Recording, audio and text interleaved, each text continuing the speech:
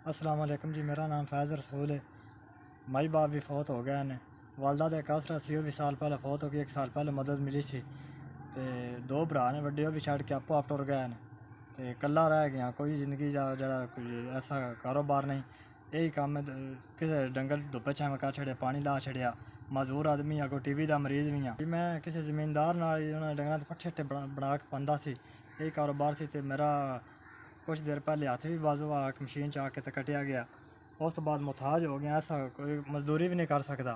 हुण यही कारोबार है, किसी डंगर पानी ला के धुप्पे छावें करके किसी का गोया सड़ छड़िया तो कोई थोड़ी बड़ी मदद हो जाती है। कोई रोटी का वसीला बनया। हुण मेरे को इतने भी पैसे नहीं कि मैं अपना एक सूट ही लैके पा लवां। जी अस्सलाम वालेकुम मेरे प्यारा भरावां ते वीरां, तुहाडी बड़ी बड़ी मेहरबानी, बहुत बहुत शुक्रिया। मैं तुहाडा बहुत ही मशहूर हाँ। एक मजदूर आदमी हाँ। पट्ठे कुतरदे हाँ, बाजू कटिया गया, मजदूर हो गया, कमान दे जेड़ा लैक नहीं हाँ। तो तुहाडी गली इमदाद 5000 रुपया मैंने मसूल हो चुकी है। तुहाडा बहुत बहुत शुक्रिया। अल्लाह पाक तुहानू लोड़ दी थोड़ ना देवे। अल्लाह पाक इंशाअल्लाह वसते रवो, सदा खुश रवो। मेरा वीरां भरावां, मैं तुहाडा फिर शुक्रिया अदा करना, दोबारा शुक्रिया अदा करना। मैं तो मुताज आदमी हाँ, मजदूरी भी नहीं कर सकता। तुहाडा गलिया 5000 रुपया मेरी इमदाद पहुँच गई है।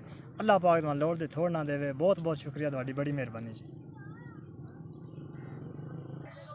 मेरा वीरां भरावां, इंशाअल्लाह जिउंदे रवो ते वसदे रवो। अल्लाह पाक तुहाडे कारोबार च बरकतां अता फरमाए ते मेरे जिहा मुताजां दी तुसीं सदा मदद करदे रवो। अल्लाह पाक तुहाडे कारोबार ना होर चमकाए।